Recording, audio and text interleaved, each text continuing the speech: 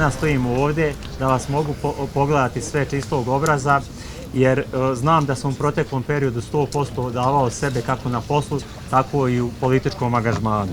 Trućemo se da ostanemo dobri, da budemo još bolji, da budemo prisutniji u Grčici, što nam je veliki cilj. Također, zato nam je potrebna vaša podrška u saradnji s ovim našim mladim kandidatima, a i sa nama, svi se znamo, ovo je mali grad, svi se znamo, da bolje sarađujemo. To nam je neki cilj. Hvala vam.